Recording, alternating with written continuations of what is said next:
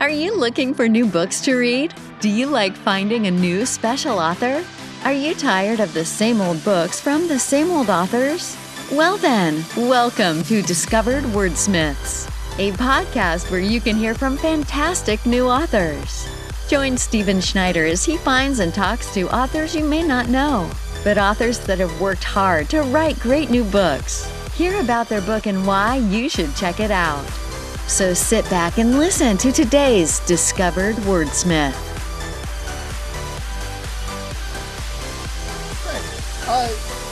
So today on Discovered Wordsmiths, I want to welcome Gary, who has written a great book we're going to talk about called Destination North Pole. Gary, how are you doing today? Doing fantastic. Thanks for calling. Yeah, this is going to be a great talk. I can't wait to hear about this book. But before we do that, tell us a little bit about who you are and some of the things you like to do outside of writing. I see you have a lot of great books, so obviously. Yes, I do. I like to read. Obviously, that's one of them. But my background is agriculture. But the first, I'll call it 7 years of my life, besides going to school, I was military intelligence.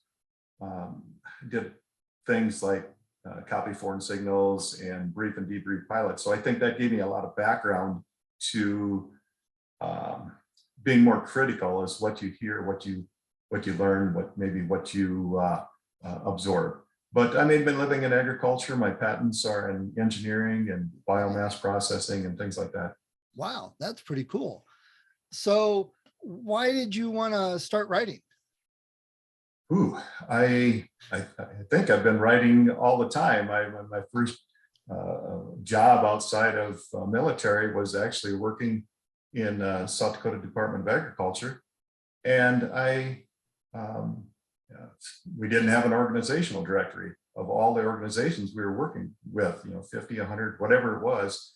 And so I started organizing that. So that became my first directory. Then I did a second edition. And another thing, we were supposed to be promoting South Dakota products, but we never had a list of products or producers. And we were involved in exporting, and we didn't have the list for exporters. So I created a agricultural export directory also. So that was my first two directories, which helped in the organization. As any writer knows, you got to be organized. Right.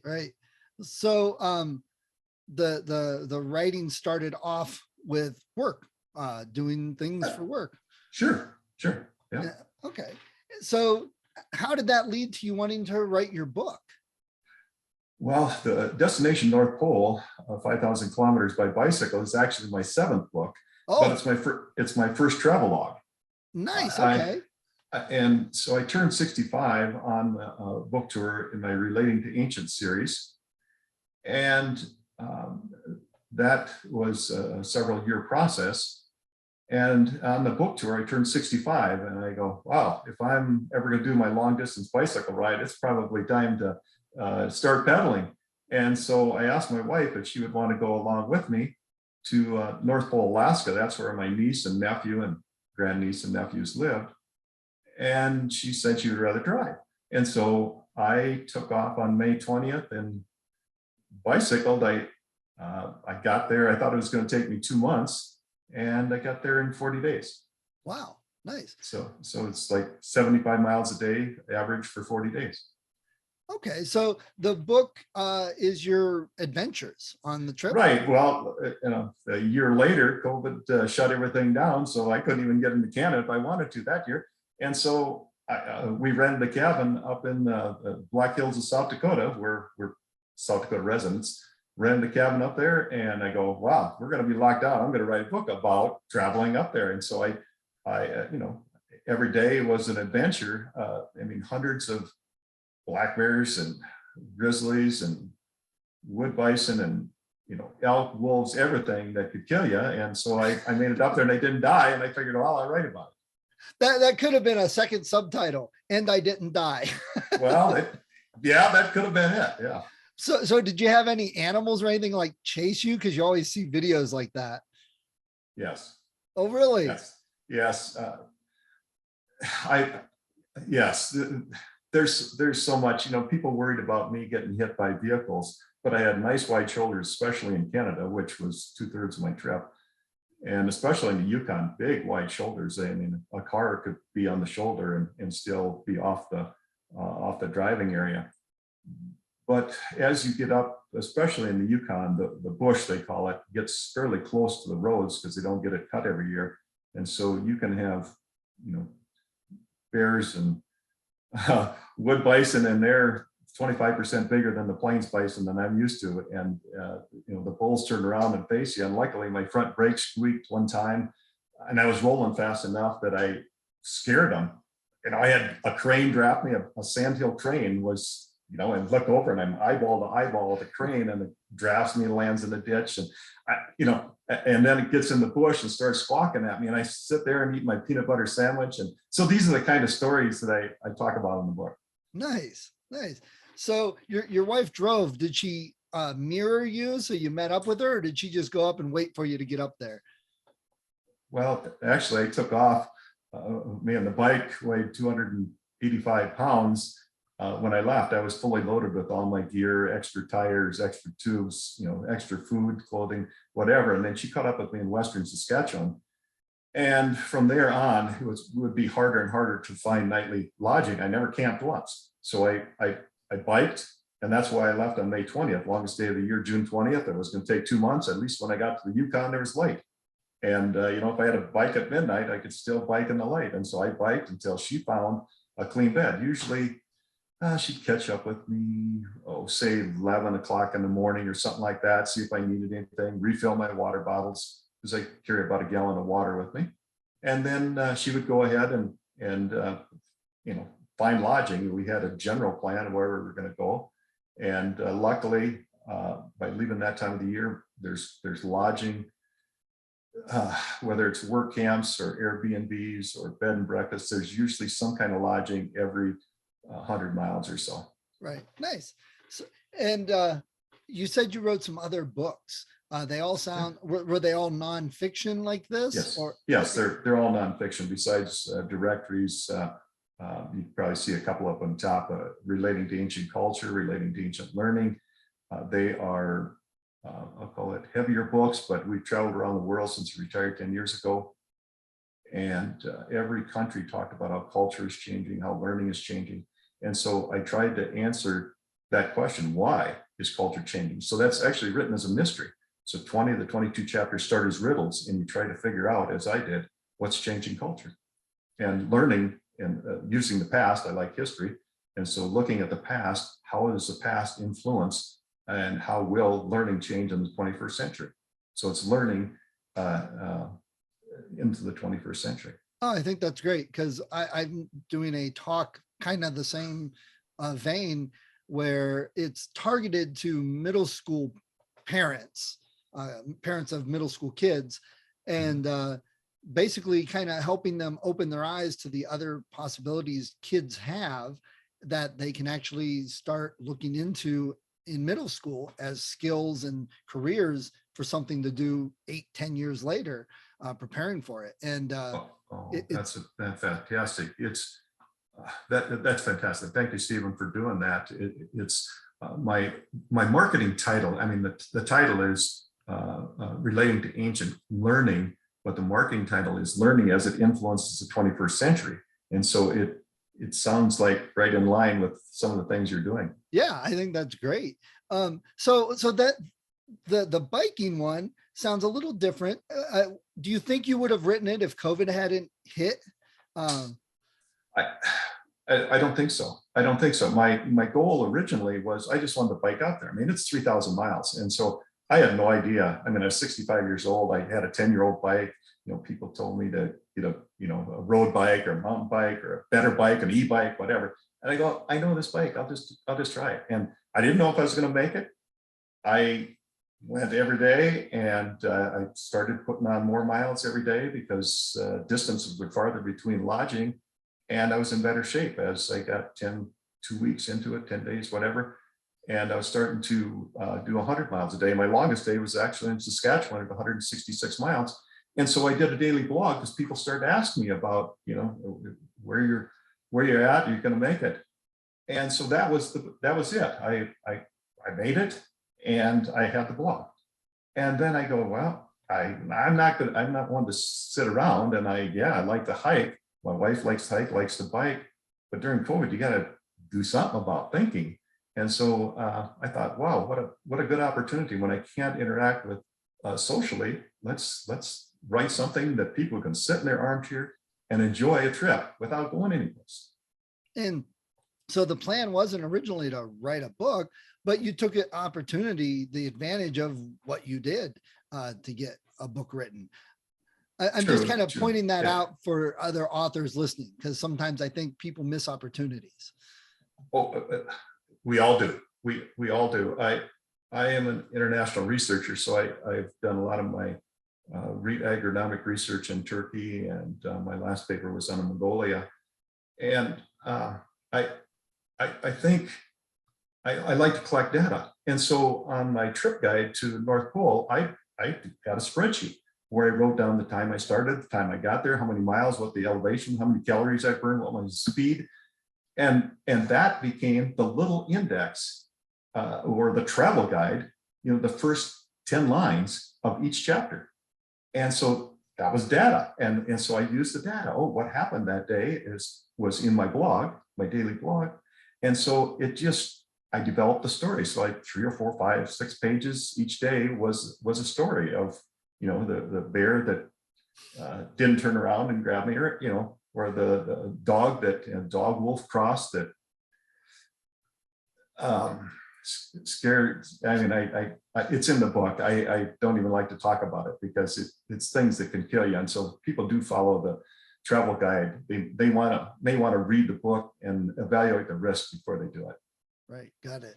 So you mentioned also that you have worked with other countries and cultures. So going from America into Canada and driving, did you notice any culture differences, or did people treat you differently because you're biking across large swaths of country? Canadians are so fun. We often spend the winters in Mexico, and the village Mexican farming and fishing village that we stay in is probably 90% Canadians wintering down there. So I've been exposed to Canadians. And so we ended up stopping one night at a farm that they hosted us. We had met them in Mexico. Another place I took 2 days off the whole time. So it's actually 42 days. So 2 days off, and one couple invited us to stay at their place, and happened to be raining that day. And I go, well, what a better chance to get to visit and know them better. And I got to, go out in the woods with them. And it was really cool. Nice. So people are reading the book. What type of feedback have they been giving you? All really good. I mean, I have all 5 stars like on Amazon or whatever, except one was a 4-star. And so I knew the guy. And so I say, what, I really want to know what was wrong, as all authors do. They want to know what you didn't think was up to par.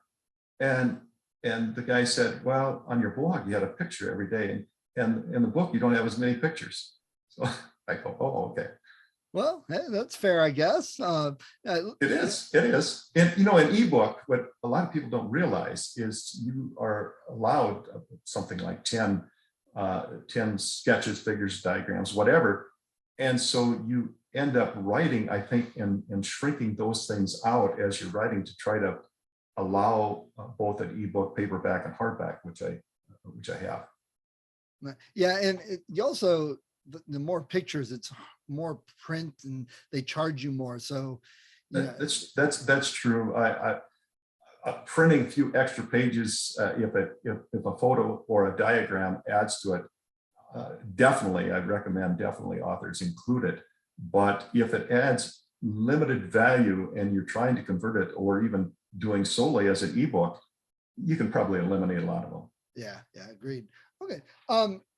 So this is traditionally published. Are all your books traditionally, independently published as opposed to? Also all self-published. All self-published. Yeah. Did you look into any try traditionally published, or you just wanted to do a little bit? By relating to ancient series books are the most complex books that I've written. I did hire a book producer, professional proofreaders, professional editors.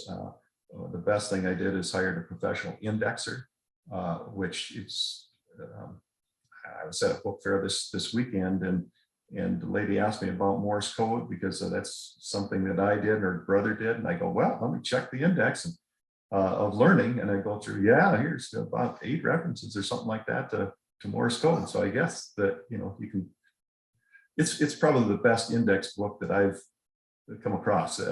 Hire a professional indexer is one of my recommendations if you're into that kind of fairly heavy nonfiction.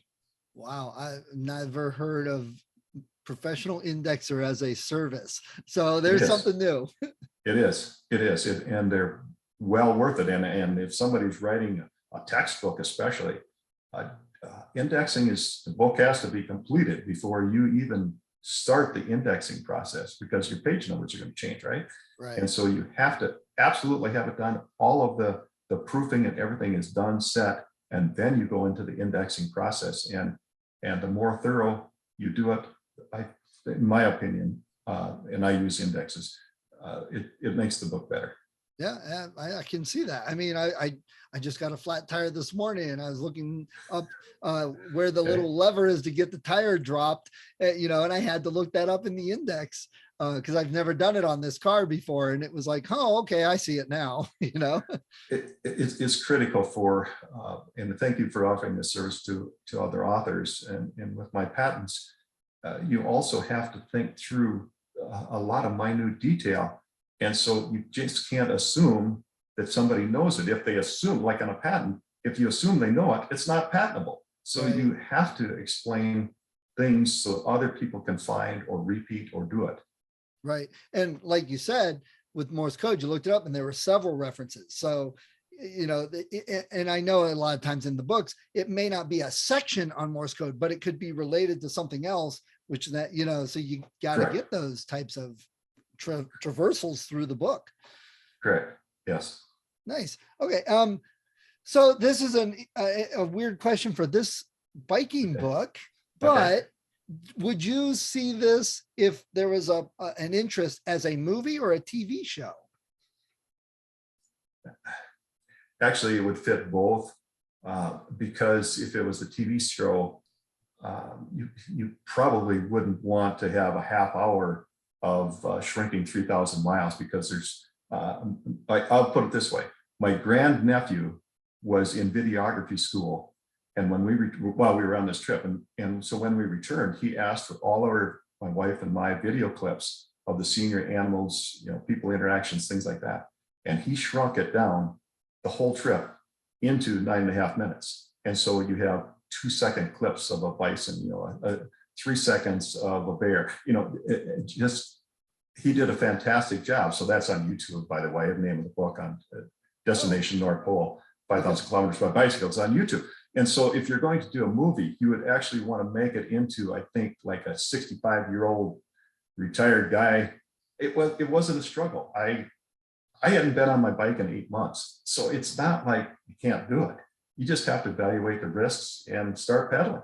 Right. So that's a story. I think it would be interesting movie, but as a TV show, if you wanted to run a season or two, there's plenty of material from here to the Arctic Circle. Yeah, I know. I mean, I could see it a couple different ways. You could have it as like a reality show, with cameras, and every day, 75 miles. Good point. Because there's, and a lot of people that drive, like the Canon, they call it Alaska Highway, was about half the trip. And a lot of people have made that trip and said, I didn't see that many animals, no, I maybe seen one bison. I go, geez, I seen hundreds.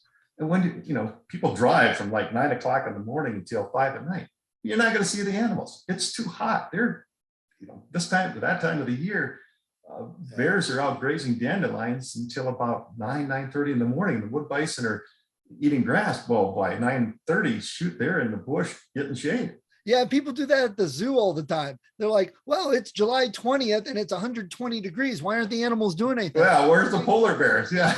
When you've got a fur coat on, do you feel like moving around when it's under 20? I'm like, geez, I'm good, people. Yeah, good point. Zoo is a good analogy. Yeah, nice. But I could also see it fictionalized, where it's one, a discovery coming of age type story or something like that, with a bike trip and using based on true events almost, or something like that. I could see it going different ways. And most people do distance biking when they're younger, and a lot of them are there's bike trips across the U.S. organized where you bike in a group. I was solo, and I didn't camp. I didn't have my camping gear. So you go, well, unless I have a little bivy bag, emergency thing strapped on the back with an emergency water bottle. But other than that, you have incentive to find a place to eat and a clean bed. Right. Yeah. And I'm sure that felt good after a day of biking, especially as the weeks went on.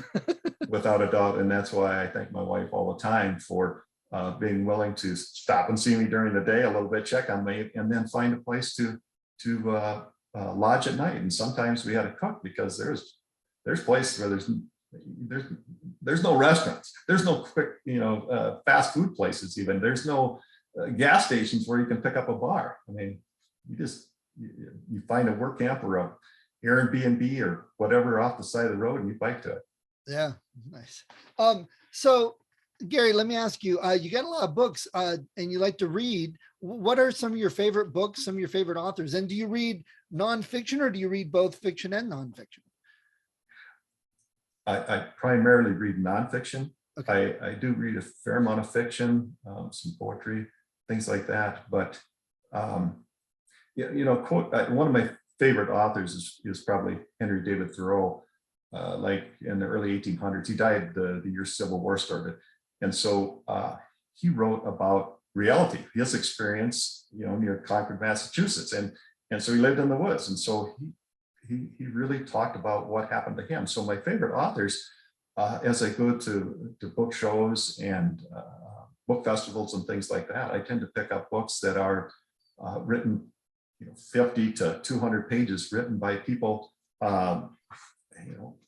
My mother-in-law, she was in her 80s, and she wrote a book about quest for water. She lived in semi-arid South Dakota, and water was always a struggle, especially quality water.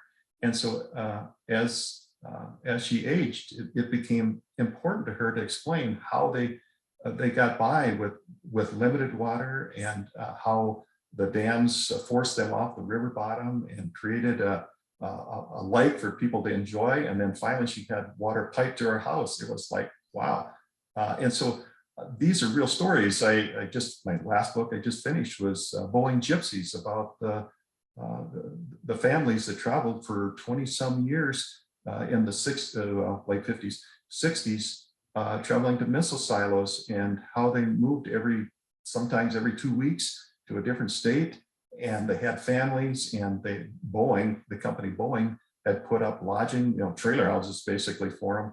And so they would move in and move out, they do their work, and they'd be moving to a different site. And she told personal stories of people they met and how they all socialized. And it's just wonderful personal little stories. Them are great books to read, I think. And they're, again, mostly paperbacks, and they seldom over 200 pages, but they're real life stories.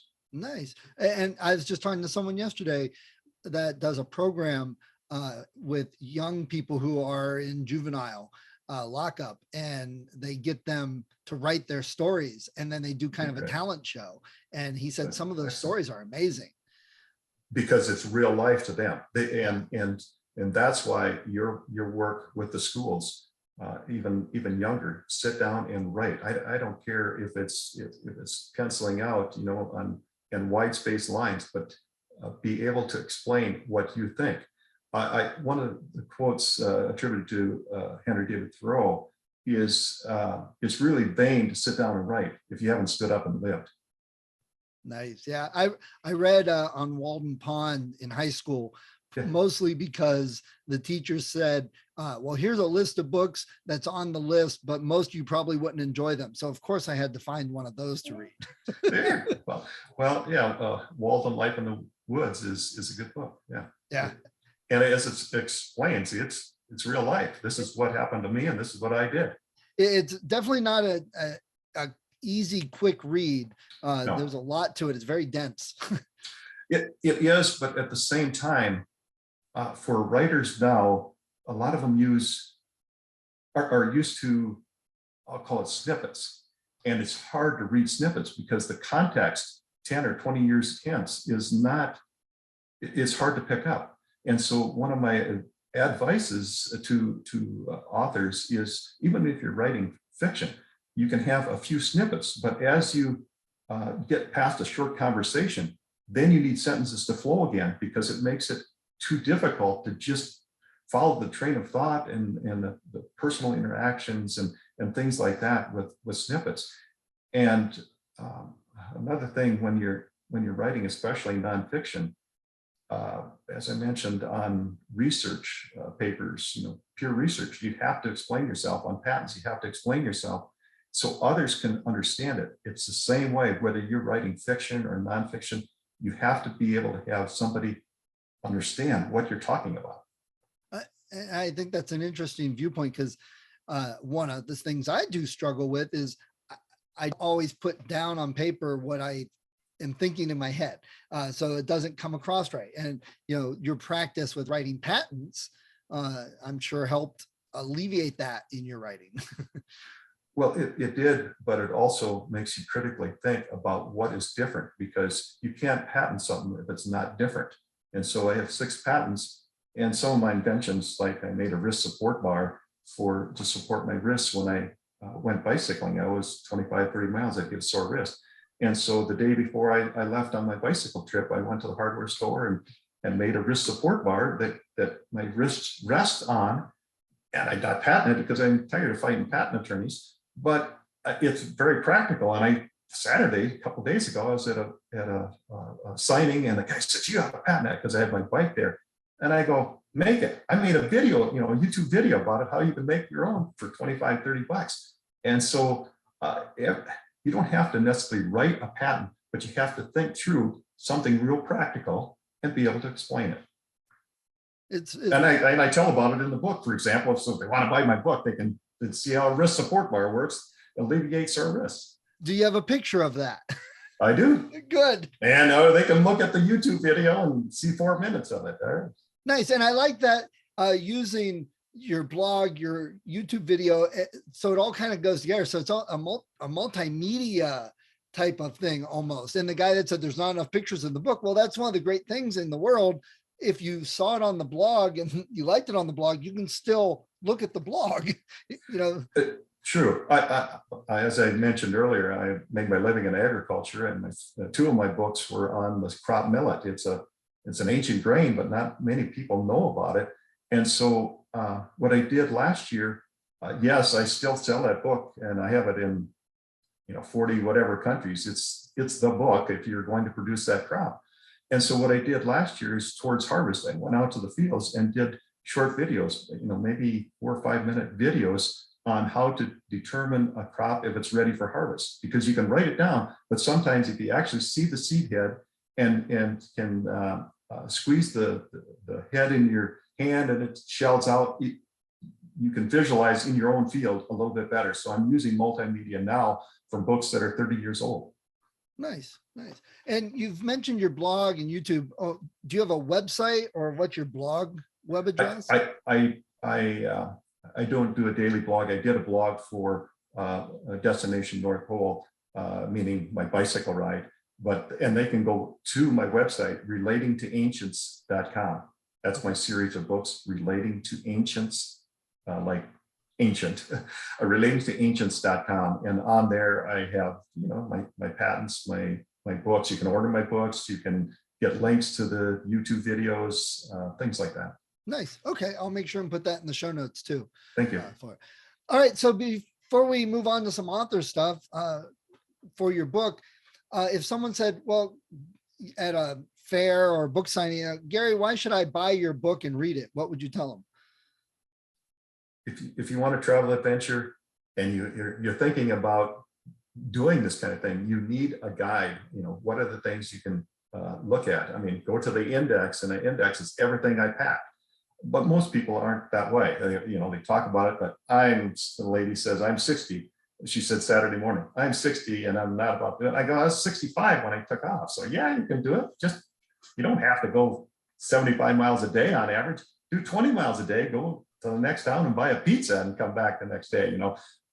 Just do it. You don't have to make it long distances. It's just one of those practical things that you can sit in your armchair. Like I had an 80-some-year-old lady buy my book, and a few weeks later she comes back and I see her at a picnic actually, and she goes, "I loved your book. I've never been on a bike in my life, but that was a good book."